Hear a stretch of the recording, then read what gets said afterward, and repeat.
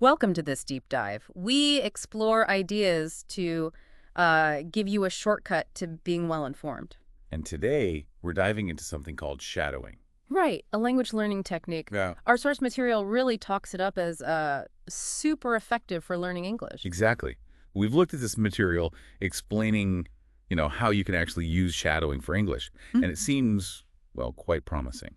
Okay, so the mission here is clear. Figure out how you, listening right now, can use shadowing to actually boost your English skills. Let's do it.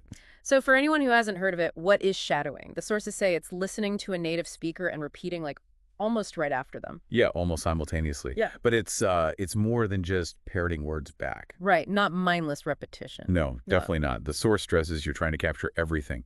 The intonation, the rhythm. The flow of it. Exactly. Even how sounds link together. Some research suggests this kind of immediate repetition might even help bypass some of your native language habits, phonetically speaking. Interesting. So it's like a direct line to the English sound system. Kind of, yeah.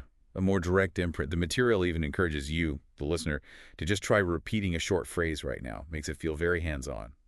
It does. And it's not just some random idea, is it? The source mentions it's quite popular among polyglots. That's right. People who've successfully learned multiple languages often swear by it. Which begs the question, why is it so valued by experienced learners? Good question. So why should you listening bother trying this? What's the payoff?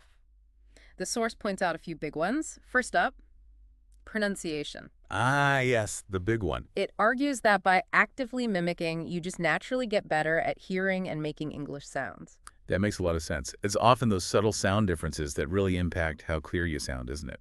Definitely. And shadowing gives you that direct practice, training your ear and, your mouth muscles, Okay, benefit number 2, the source highlights. Better active listening.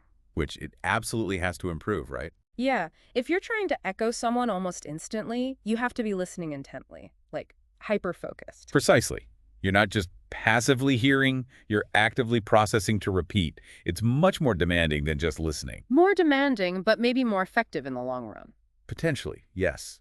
It really sharpens your ability to follow conversations in real time. And the third benefit mentioned, which I think is really insightful, is learning vocabulary in context. Yes.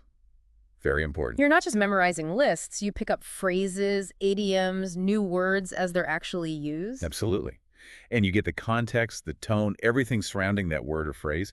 It creates a much richer memory hook Makes it stick better. and helps you use it correctly yourself later on.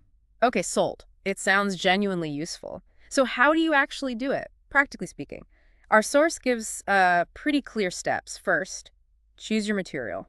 Crucial first step. Yeah.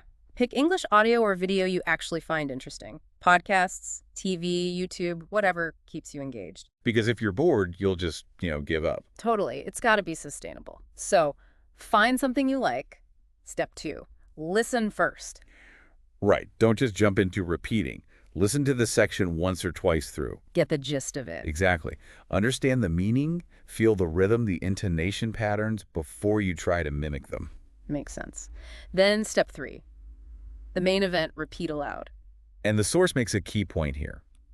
Don't worry about perfection, especially at the start. Yeah, don't get hung up on mistakes. It's part of the process. Just make the effort. Consistent effort is the goal.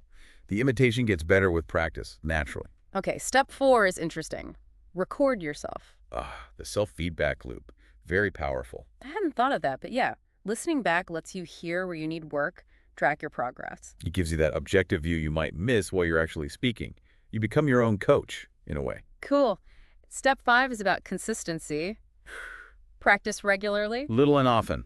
Exactly. The source says even 10 or 15 minutes a day can make a real difference over time. That sounds, well, pretty doable. Absolutely. Short, focused sessions often beat long, infrequent ones for building habits and retaining information. And the last step, step 6, diversify. Don't just stick to one source. Good point. Mix it up. Explore different topics, different speakers, different accents. It prepares you for, real-world English. Yeah, you don't want to get too used to just one person's way of talking. Exposure to variety is key for comprehension. Okay, so those are the steps. The source also gives some general tips and warns about common pitfalls. Always helpful. Like the point about not aiming for perfection straight away. Yes, exactly. Manage expectations. It's a gradual process. Aim for participation first. Setting the bar too high early on is just demotivating. Embrace the journey. Another tip, pick material at the right level for you. Don't try to shadow like a super complex lecture if you're just starting out. Yeah, find something accessible. If it's too hard, you'll just get frustrated and might miss the point of focusing on the sounds and rhythm. Build confidence with easier stuff first. Makes sense. And finally, a really important one, stay encouraged. Keep your spirits up. Definitely. Progress can feel slow sometimes with language learning. But every session counts, right? Every little bit helps. Maintaining that positive attitude is crucial. Celebrate the small improvements. Okay, so let's quickly recap. Shadowing, according to our source, offers some major wins for your English. Better pronunciation. Sharper listening skills. And learning vocabulary naturally, in context. And the way to do it involves choosing material you like. Listening carefully first.